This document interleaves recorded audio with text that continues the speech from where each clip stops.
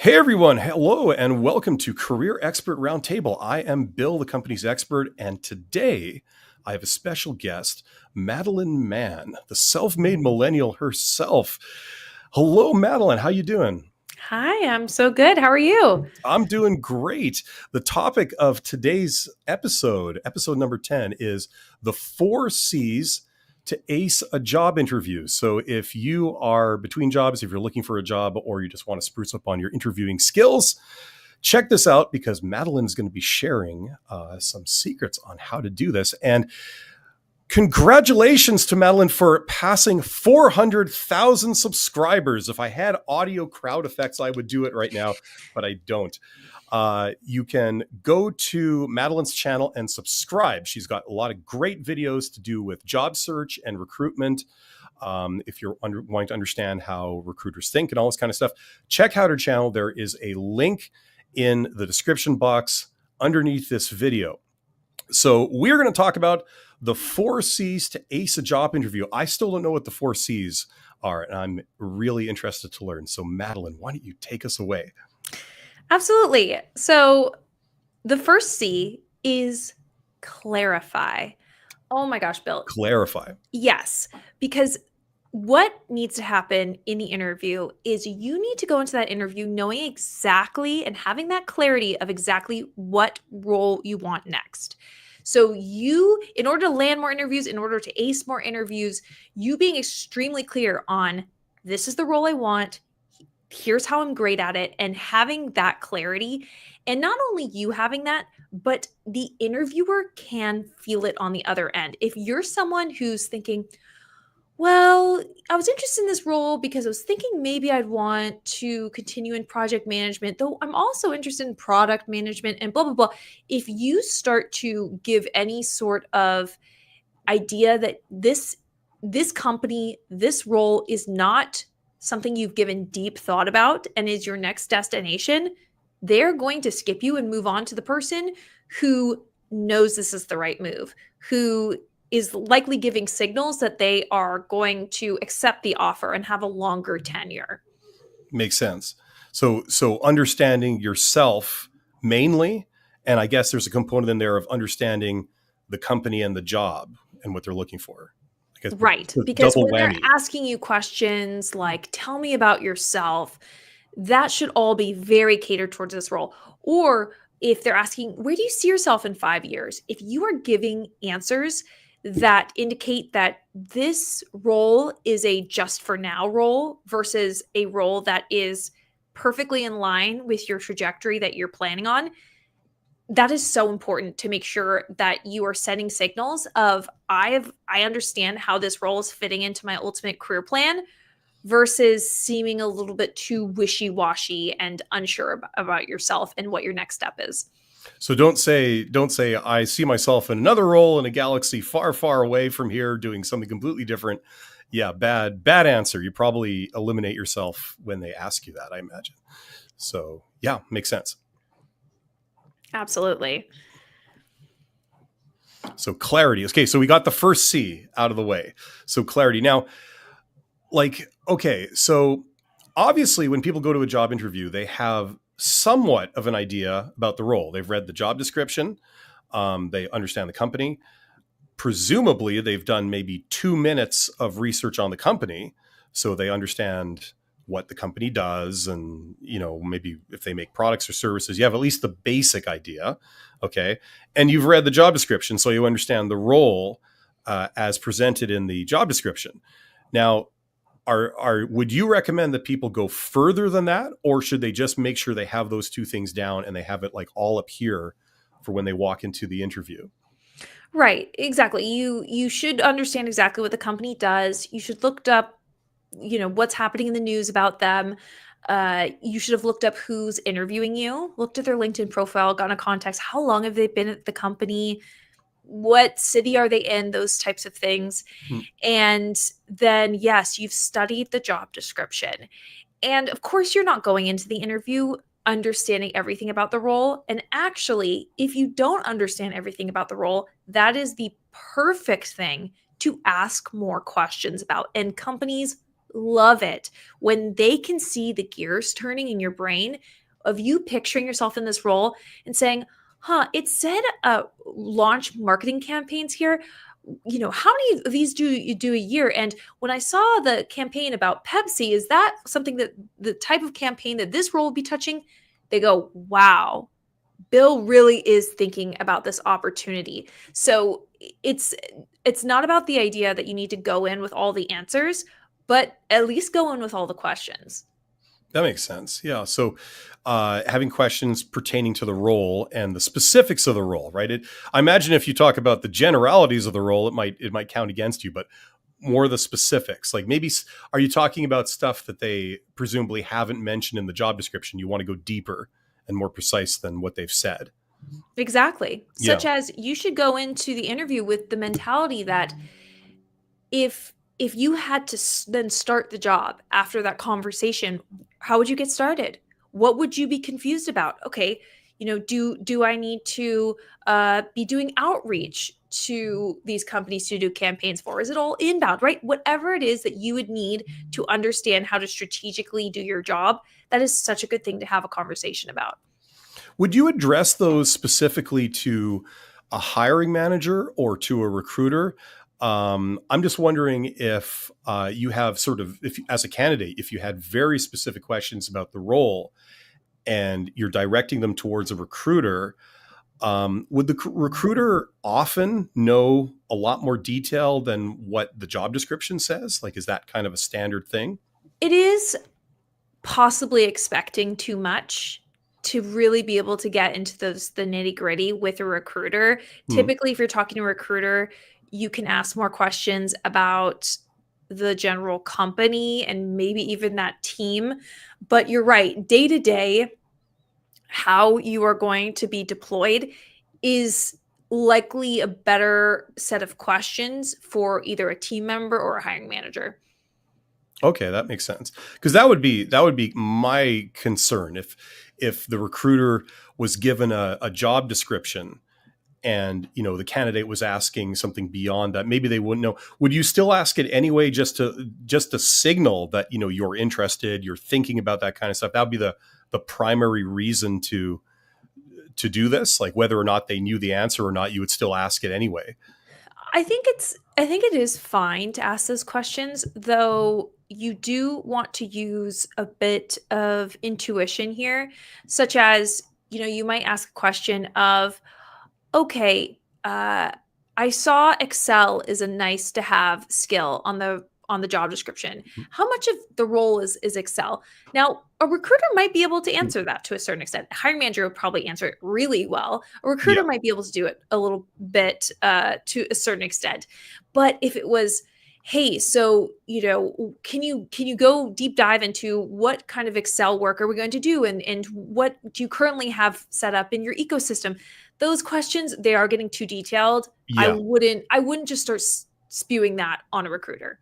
That's a good point. That's a good point, because they wouldn't know, presumably, usually they wouldn't know the infant, like to the nth degree, exactly how to do the entire job. But so asking, like the proportion, like I see you have this, how much of the job involves that, those kind of questions, like how much emphasis you would put on this, or how important is uh, the presentation skills or the presentation component, something like that. So basically getting a feel for the role. And if I understand you correctly, the primary value is so that you can signal that you're interested in that and you're wanting to really sort of narrow down on it.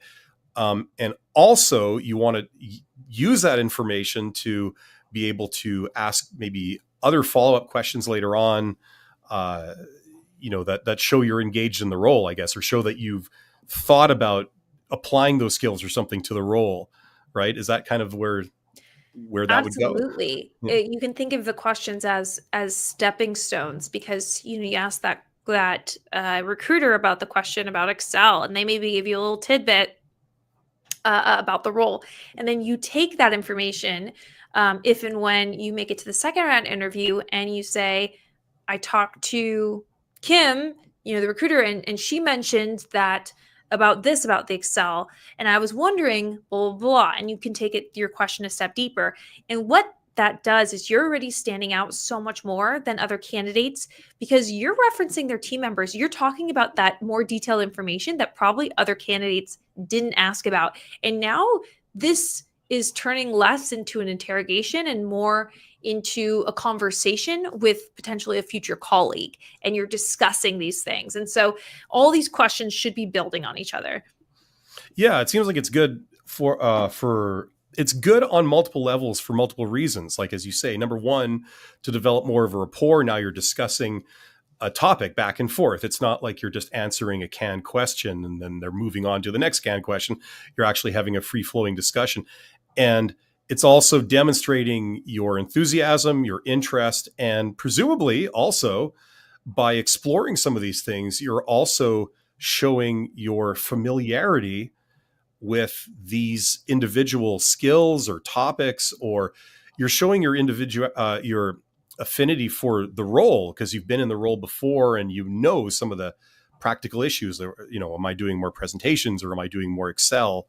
That kind of stuff. No, that's really good. So asking tailored questions, right, about the role is a good thing. Even if you're not talking to a hiring manager, it's still a good thing if you choose your questions right, I guess. Absolutely. Right on.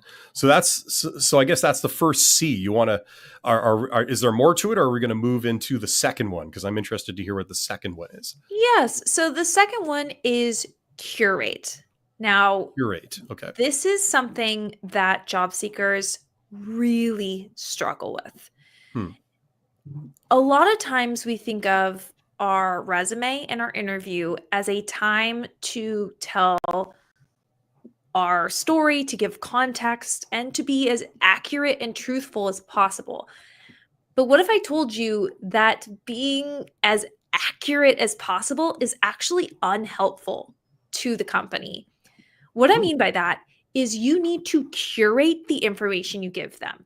Sure, you could take me from A to Z of all the details of your career and give me all this backstory of, well, you used to be a teacher and now you work in accounting and blah, blah, blah. And, what was your best accomplishment? Well, I'll tell you. And if your best accomplishment, while it might be the thing you're most proud of, isn't hyper relevant to the role you're going for, you don't say that accomplishment.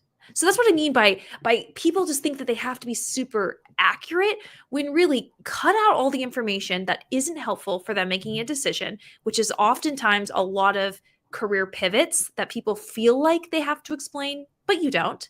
And then when it comes to actually answering the questions, people will often take these questions a little too literally. And so instead of actually answering, okay, here's my favorite best accomplishment. No, you have to think about how can I curate this information to be what they need to know that I am the right person for this role. Because what you have to realize is that they're not interviewing you to get to know you, to hear about your experiences. They're interviewing you to buy your services. Like, that's what they're doing. You are selling a service to them and they're deciding whether or not to buy it. And so by you clouding this conversation with so many other details, confused minds say no. Okay. Yeah. Okay. I understand some of it, like the idea, the notion that they're not like they might be asking you about your past in a job interview. They might be saying, okay, tell me about this accomplishment, or tell me about a time you did this, or they might pick something out in your resume and say, like, I see that you've had work experience here. Tell me about it, something like that. But I agree with you that they're not really intrinsically interested in understanding, about you and what you did for some third party in the past.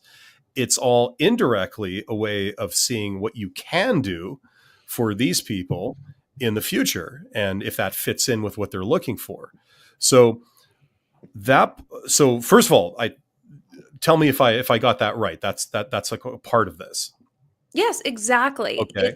It's really it's about helping them to get the information they need, because one thing you have to realize, I have also trained so many people how to interview. So I've worked on the company side training them. Most people don't know how to interview well, and they ask poor questions. So if you're relying on your interviewer to ask you really insightful questions that specifically get to the information they need, you're going to be waiting forever.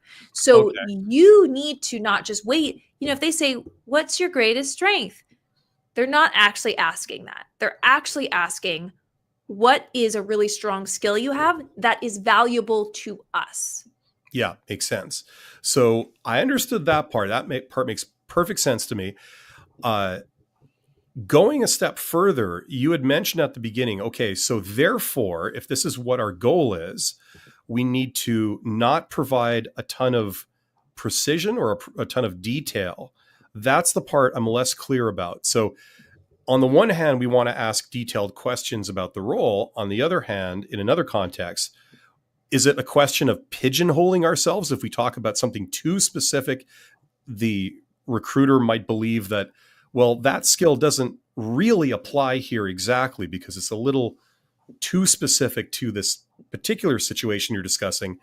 And that might not be exactly what we're looking for here, or something like that. Is that kind of where that don't be too precise or something rule comes in? So it's often people who have had maybe a less than straight career trajectory, which is most of us. Most of us are Yep. multi-passionate. Many of us have taken detours and different curves in our career.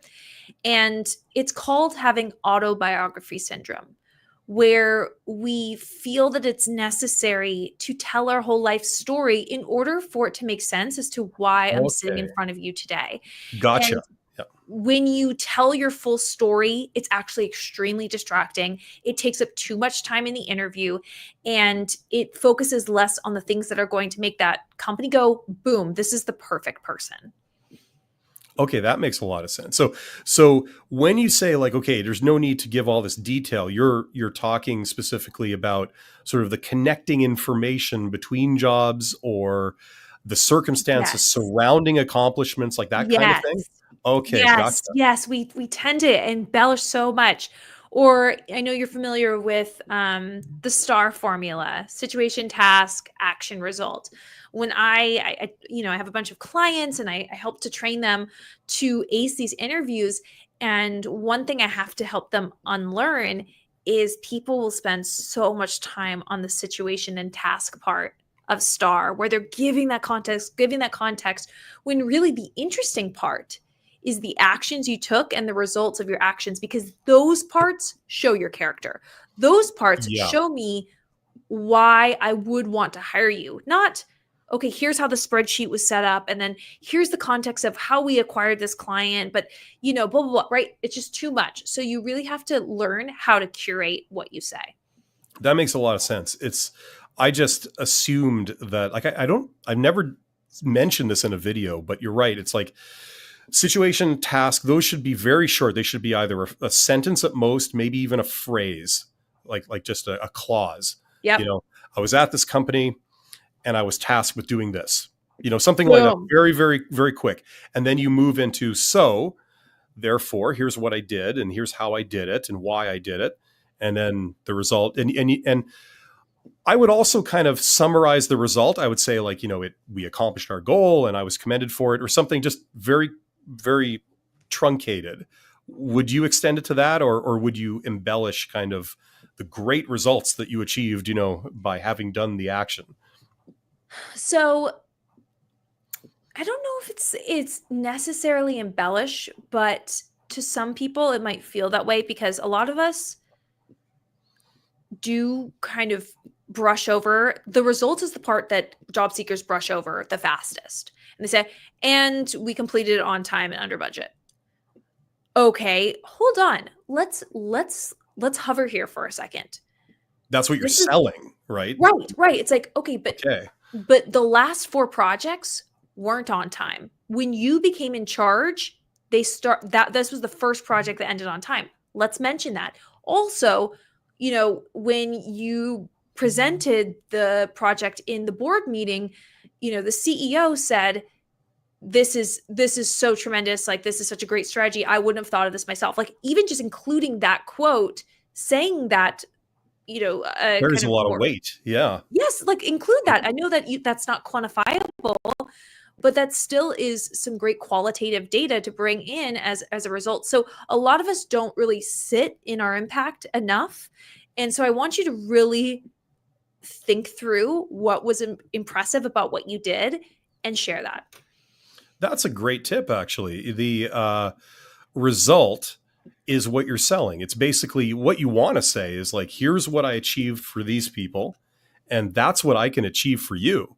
Yep. And this is the impact it can have, or, this is the ramifications of having that. You may not have, as we all know in this role, a lot of projects, it's very hard to complete them on time. A lot of stuff goes wrong and it's very hard to predict, it just comes with the territory. But, because I achieve in the context of this achievement, because I achieved this goal, I took these actions, I learned the formula for being able to predict more accurately how much time it's going to take, and therefore, have it be more predictable. And this is what I can bring to you, something like that. I So, love that. so getting really excited about the result and sort of making sure that they understand the gravity of what you're saying and how you could bring that to the role. I think that's a great way of putting it. That's I never thought exactly about it. that. I was just going to summarize like the result there. That was kind of my initial gut feeling, but you're absolutely right. Instead of saying it somewhere else in the interview, you can tie it to this, and that makes a lot of sense. Mm-hmm. Exactly.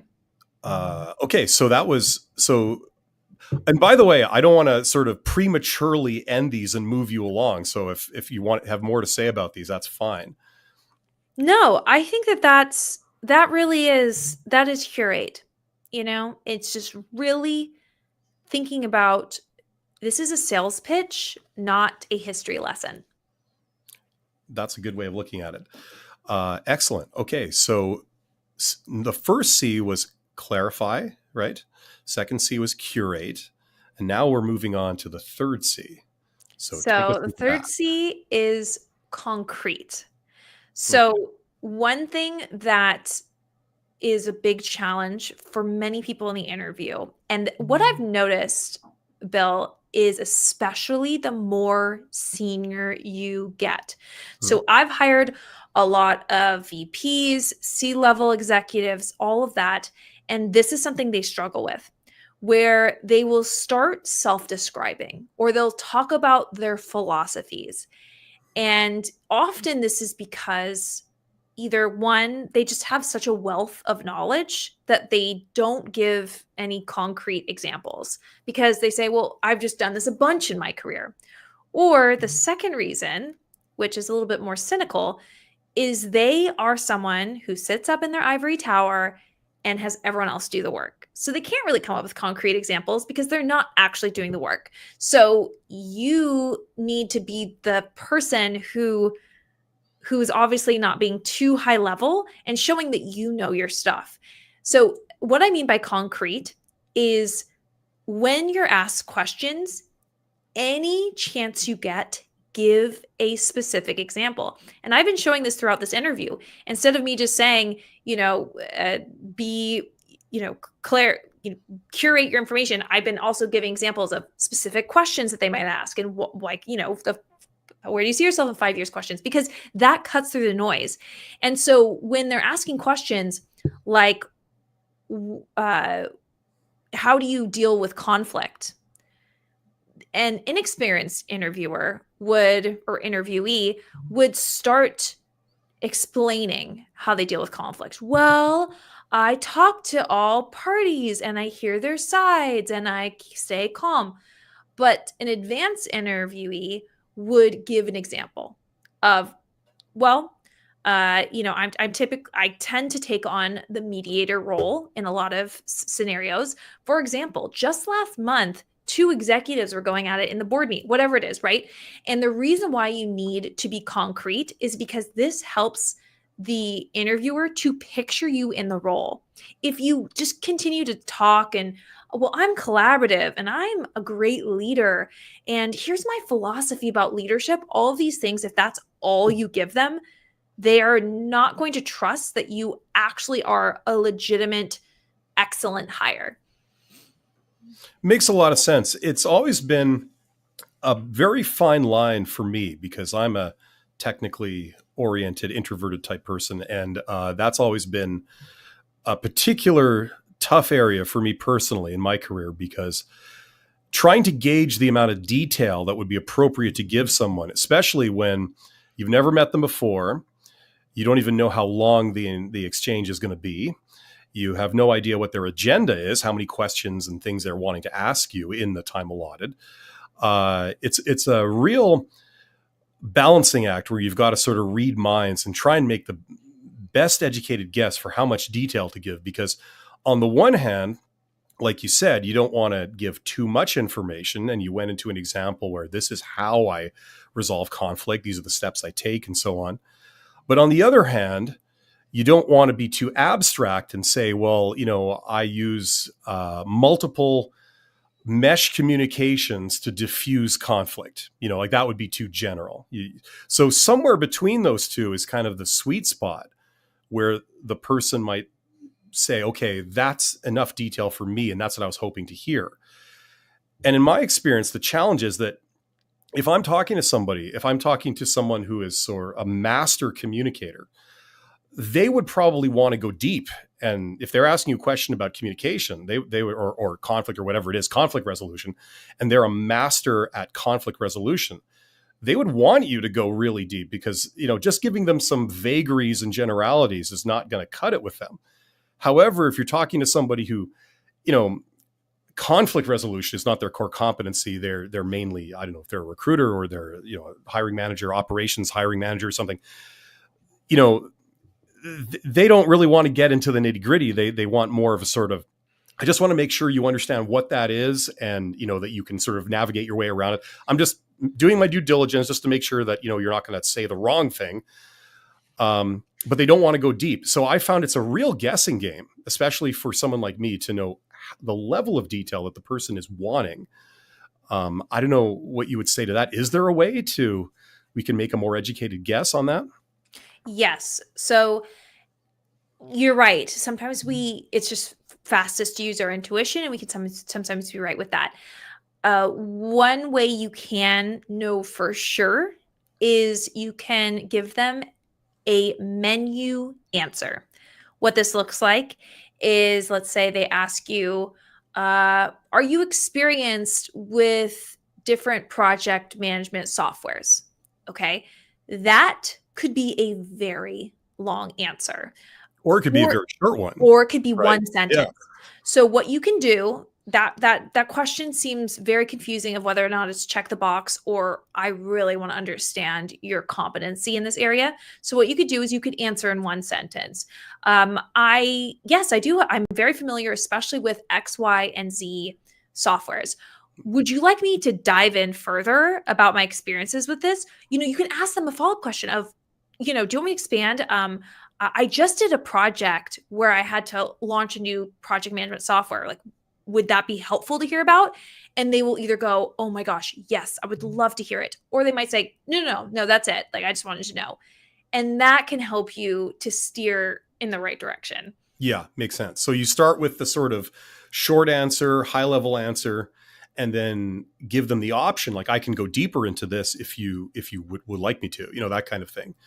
So you feel that's kind of the way to handle those when you don't really have a great idea of how much level of detail the person might be looking for right off the hop.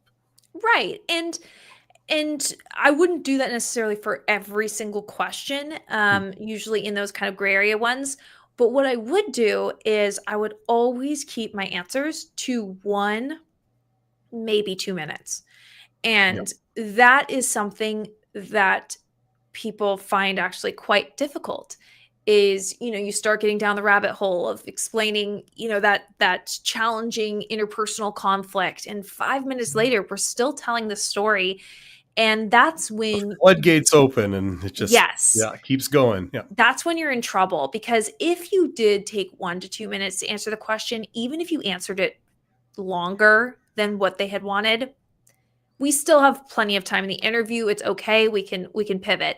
But if you're taking double that amount of time, 5 minutes, oh my gosh, God forbid, 10 minutes, you are eating up so much time in the interview with things that they that are not going to necessarily help them to choose you.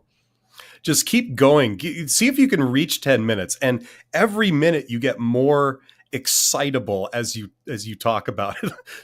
That would be interesting to see. I've never seen someone answer a question for 10 minutes, I don't think. Oh, I have. Yeah? Oh my Oh, goodness. I'm sure that must have been interesting. VPs of business development can talk. That makes sense. Yeah, the best thing about being an executive combined with the best thing about being in sales and marketing. Yeah, I can see that. Okay, so that makes a lot of sense. So basically, as I understand it, sort of general rule, 1 to 2 minute answers are good.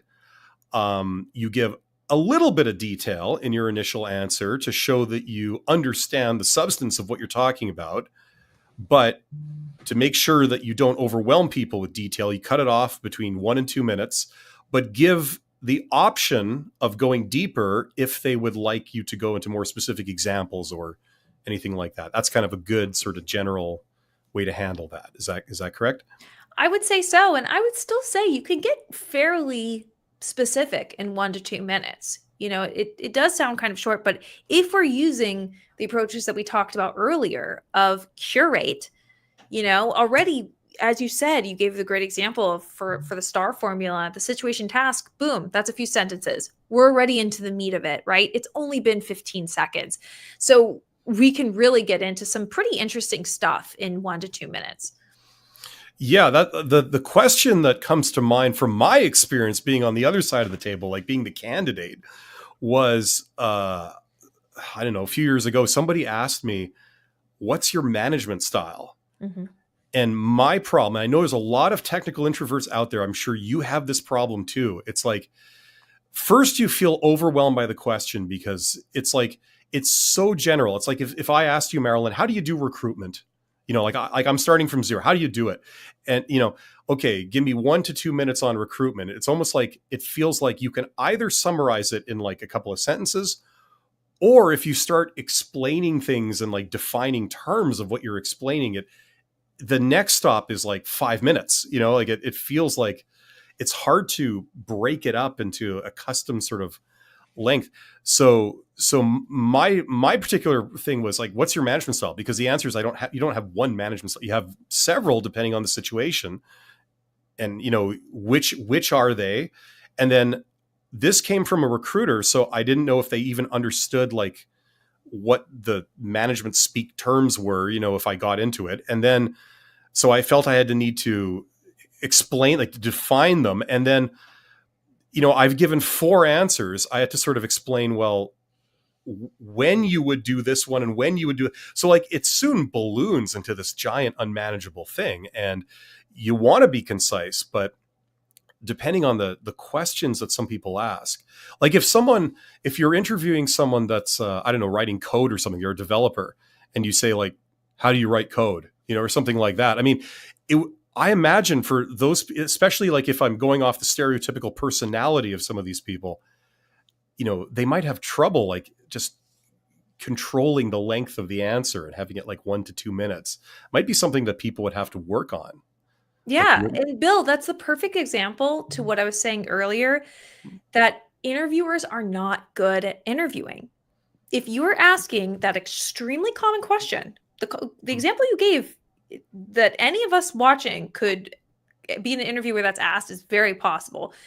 Question, what's your management style? So common. But anyone who really has deeply thought about what they want to get out of this interview and how to make it so that the person being interviewed has the best chance at being successful. That's something that a lot of interviewers don't think about, is ask questions that will make the other person successful in this interview, because our goal, no one's goal, is to hire the person who's best at interviewing. It's to hire the person who's best at the job. And yet interviewers will ask these questions so often. That's why my entire business exists. If they were much, much better at helping people come out of their shell properly, then there wouldn't be all of this training that I have to do to help people land multiple job offers. And so that's why we have to actually teach people. That's why this session even exists, because the job interview is a performance. It is persuasion. It is a sales pitch. And it wouldn't have to be that way if the interviewers were really, really, really good at pulling out the right information, but they're not. And you get these questions like, what's your management style? It can go in so many different directions. It feels so unmanageable, and it really doesn't ultimately land with the right answer. But there are ways to make that answer actually feel manageable. Yeah, yeah, I absolutely agree with you wholeheartedly on the whole, interviewing is completely different. It's a different challenge entirely than being suitable for a job. They're two different things. And especially for a subset of people out there, like especially operations type people, it's like they don't recognize that this is a sales pitch. Maybe the idea of pitching yourself or selling yourself, it's abhorrent to them. That's not what they want to do. That's not what they have any interest in doing. It's not what they're good at. They wouldn't know the first thing about how to do it. And yet that seems to be kind of what they have to step up and do in most job interviews. And what's wild is that I have lots of clients who work in marketing or sales. And you mentioned operations, but these people who work in marketing sales, they'll say, I can sell, a Wi-Fi to a spider, but I don't know how to sell myself. And so what's so interesting is even if you are well-versed in sales and or marketing, when you're talking about yourself, it is so hard. It's you're sitting in the bottle and you can't read the label. You are so close to your own story that you can't figure out what details to share and how to be persuasive. And that is the most human and the most normal thing, which is one of the reasons why I do so much job search coaching, because you need someone from the outside to read that label and help you sell yourself. It's almost like summarizing your resume. A lot of people, I was surprised by this because I've never felt this myself. But if I talk to people about, like, say, summarize your resume in a minute or something, and I get a lot of people coming back and saying, well, that's impossible. How can you summarize a resume in a minute? It's like, well, to me, it's a no-brainer, but apparently to a lot of people, because they don't know what to leave out. They feel that everything is important, everything is necessary. So you either leave it all out or you leave nothing out, and that's when they run into these issues, I imagine. That's exactly it. We are so close to our story. We see ourselves as these very complex beings with so many different life experiences. Like I've posted about this on LinkedIn before, but I've had something like 27 jobs in my life or something ridiculous like that. But I think on my LinkedIn profile, I only put 10 or so on there. That's good. You've seen a lot of stuff, right? 27 jobs. That's a good thing in my book. Yes, but it's unhelpful for you to know all of those jobs. Like if you look at my LinkedIn profile, you will see this beautiful linear trajectory of me going from working in HR to now, being a business owner and working with LinkedIn and Spotify and all those things. Like it just all makes sense. And becoming an author and all those things. But you didn't see that I was a door-to-door salesperson, and did that help to make it so that I'm bulletproof when it comes to rejection? Yes. And I could talk about how that made me who I am, but that's a distracting data point. Like if you were trying to hire me, you wouldn't be hiring me to do sales or door-to-door sales or anything like that. That's distracting. So a lot of us, even though it's an interesting part of our story and it is something that helps shape us, you got to delete, edit, because ultimately those details are not helpful to the person on the other end. Yeah, makes sense. Now, since you brought it up, I want to ask a question about that. If hypothetically you were in a job interview and the topic of resilience towards rejection came up, and they said, like, tell me a story about how, you're resilient to rejection or something, would you then bring up a job that you omitted from your resume or from the conversation so far? Or would that create some issues?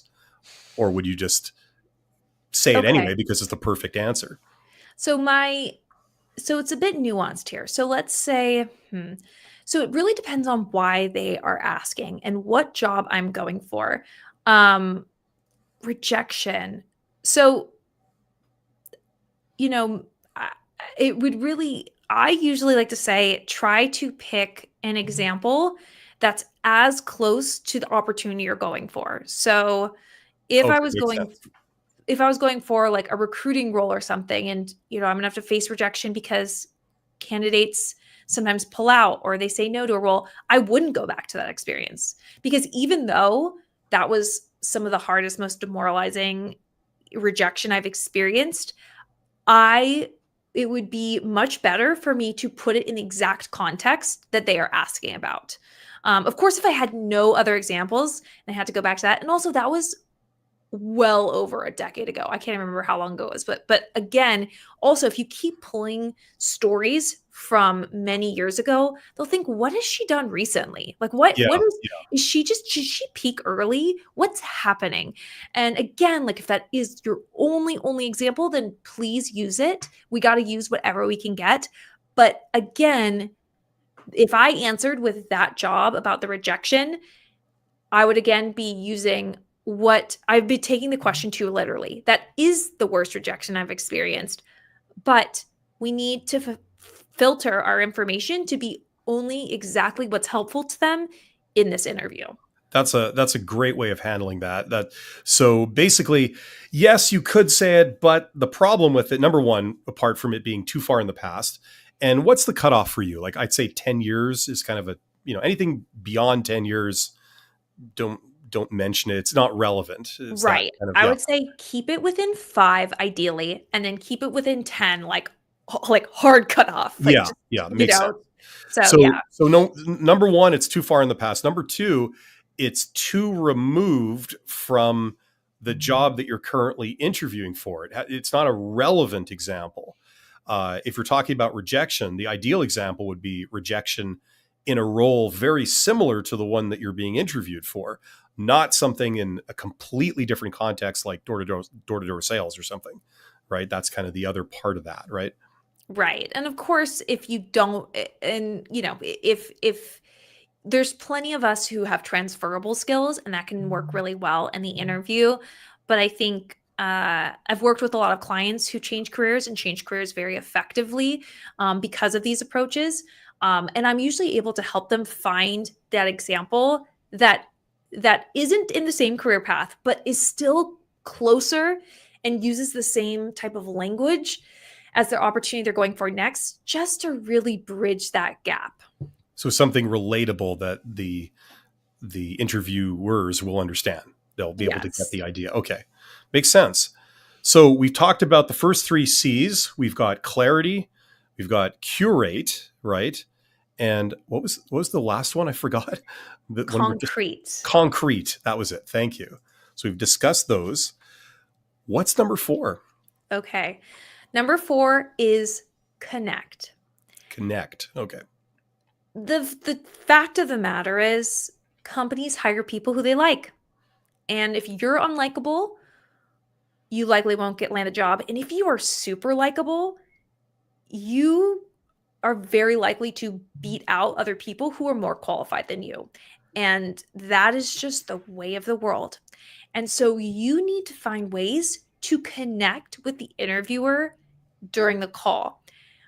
Now, I've done coaching sessions for my clients and all of that about being more likable in the interview. And one thing I've noticed is that I will ask them, well, or I'll teach them on several different things to be better in the interview.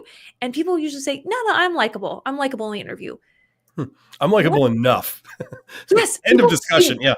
people think they're likable. And so if anyone in your audience right now is listening and they're like, yeah, Madeline, I'm likable, whatever. I don't know. Maybe not. And so here's the thing is a lot of us go into an interview using interview voice. It is a voice, it is a tone, it is an approach that is different. It's like there's Bill and then there's interview Bill. And like if I was to go up to Bill in the office and talk to you about a project, that would be a He would different bite my head person off. Yeah. than who shows up in the interview. Hmm. And that is something that a lot of us do is we're far too formal in the interview. We have a certain tone to our voice where it sounds something like, what's my management style? That's a good question. throughout my career, I have managed teams of different sizes. And it's just like, wait, who is there? Is it a robot? Is it an AI? And so what, because a lot of us get in our head. We lose confidence or we want to really do well, and it actually really damages our authenticity. And this is so nuanced, Bill, but it's not that you don't want to be super, the way you would be at a bar or anything like that, and overly authentic where we're being a little bit too transparent about things. But if Yeah, hopefully people somewhere between those extremes, there's another mode you can go into. Yeah, it's not one or the other. That would be weird. That's exactly it. And so you need to treat the interview like you're talking to a coworker who you're comfortable with. Okay, so we're not throwing professionalism out the window, but coworkers, you're at ease with them. You joke with them, you collaborate with them versus seeing them as like, okay, you're superior to me and I'm going to be very, lots of platitudes. It just comes off as a way that is dampening the rapport versus building it. That makes a lot of sense. Yeah, you're absolutely right. Um, you want to be warm, you want to be personable, you want to make the other person enjoy interacting with you. If you're just, like you said, like you kind of demonstrated there, if you're just sort of talking like a robot and this overly sort of safe kind of delivery, monotone, yeah, I agree. Need to lighten it up and make it so that when you leave, that's kind of my general rule. It's like when you leave, you want people to be a little sad that the interaction is over because they enjoyed it, and they Yes. they did not notice that they were talking to you for an hour or something. It felt like 20 minutes or something like that. You don't want it to feel like 3 hours, right? So yeah, that's a great tip. I mean, for everybody who's watching, if you want to do better at interviews, something you can do is just bone up on how to be likable. If you've never done that before, you could start by just doing an absolute basic internet search and just learn the basics of that stuff, and that alone will improve your prospects in interviews. Yes, it's called a personality hire. I don't know if you've seen this kind of buzzing around the Yep. internet of people who are hired into jobs not because they were the most competent person, but because people love being in rooms with them. People love being on calls with them, the personality hire. And it's a little bit of a ha-ha because, there's also kind of that subtle thing of like, but this person doesn't have the same skills that this other person has. But we're every joke is a half truth in that, yeah, there are people in companies that probably should have been terminated months ago, but everyone's like, but it's Al, Al, he's such a good guy, he means well and we love him, right? So Oh uh yeah.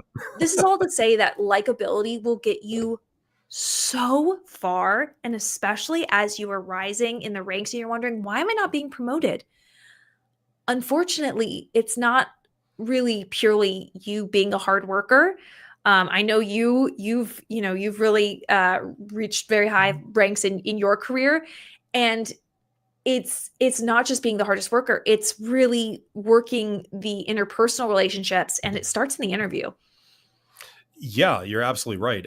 There's a lot of people have a blind spot for this. And I mean, just coming back to what you were saying a moment ago, I'm always interested in the sort of seeming contradictions that this process involves, like the whole job interview process. Because like I know it technically isn't a contradiction, but it seems like a contradiction.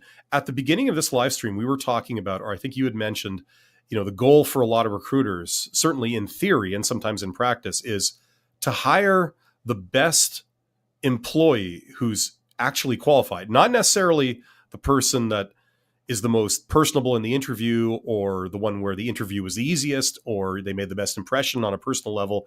You want to hire the most qualified person. Now, obviously, in some roles, yes, how personable you are is a major component of how effective you are in the role. Like if you're in sales or something, Yeah. or anything that involves complex negotiations or public relations or anything like that. But, you know, one contradiction is that like we're talking about how to be likable and the value of it, and it is valuable.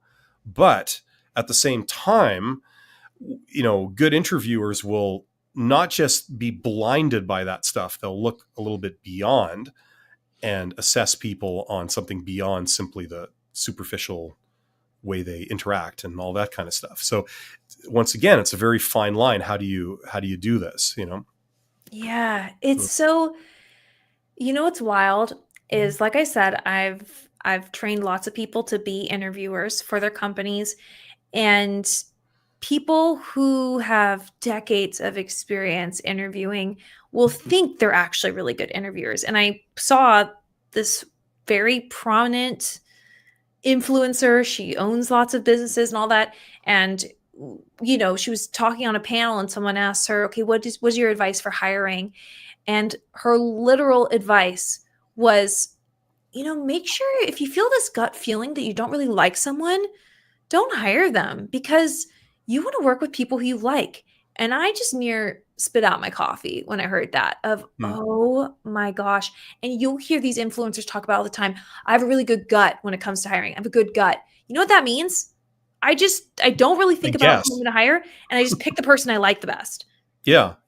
And the person who reminds me of myself or whatever it is. It's just fraught with bias. And so these are people who are looked up to for their leadership. And so we can sit here all day and think, oh, well, it's this untrained person who only has 3 months of experience interviewing people. No, it's actually the worst are these people who are so confident in their gut and in their philosophy that they will just hire you based off of whether they like you or not. And you're right, it's very contradictory to what is the actual goal. It's a failing of human nature. It's in my opinion. I mean, like, okay, not that we're talking about this, but I'm just going to say this one thing very quickly. It's like for business, for management, if you want to be a manager, you want to be an effective manager, and we were talking about communication skills and interpersonal skills, you need to be able to get along with every type of person. That's the challenge. It's very easy to get along with people who are exactly like us. It's really hard to work well with people who are the polar opposite of us. Especially when they have to deliver bad news, or you have to deliver bad news, and sort of, everybody's got differing opinions and you can't get consensus and everything.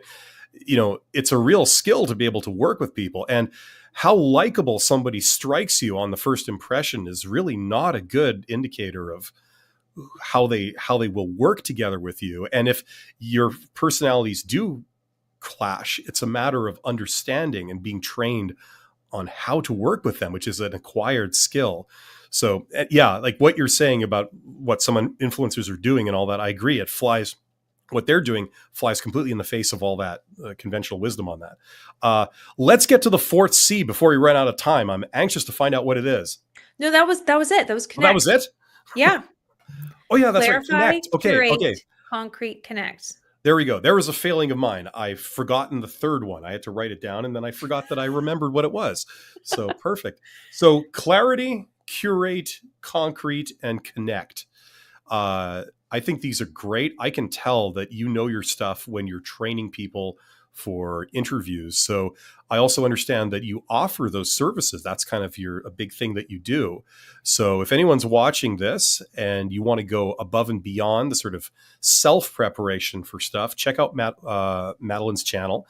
And more than that, check out some of the services she has available to help people with interview coaching, right? Is that the core of what you do, or that's just a part of it? Yeah, we help people A to Z. So landing more interviews, especially having your LinkedIn profile, passively attracting opportunities. We have a lot of people come to us who repeatedly get into interview processes, but not landing offers. So we offer like tons of coaches and coaching resources, as well as free resources as well at madelineman.com. Okay, yeah, check it out. Whatever the issue is, if you're not getting interviews, I suppose that's kind of the first step. Yep. And if you're getting interviews but not getting offers, that's kind of the second step. And then I imagine there's people that they get offers, but either they don't know how to negotiate, or it just seems to fall apart from there. So wherever your particular area of concern is, check out Madeline's stuff, check out her channel, and go from there, because she can help you with all of this stuff. Listen, Madeline, man, this has been awesome. I hope we have a chance to do this again sometime in the future. Oh my gosh, this has been my pleasure. Thank you so much for having me, Bill. Yeah, not a problem. We haven't got, I forgot to mention comments today. I should have, I was remiss. I should have mentioned that this is a live stream. There is a chat. If we do this again, hopefully we will, there's an opportunity for everyone to ask questions to both of us at the same time. And if you have been following this series, this fledgling series, you know that I'm trying to build these up. So we'll have multiple people on together, and there'll be hopefully capacity for some interesting discussions where everybody gets to share their thoughts, answering the same questions simultaneously. So that's what we're hoping to do. So thanks to everybody who tuned into this. I see there's 27 people here now live. Thank you very much, Madeline. This is great. Check out Madeline's channel, and we will both see you very soon. Thank you.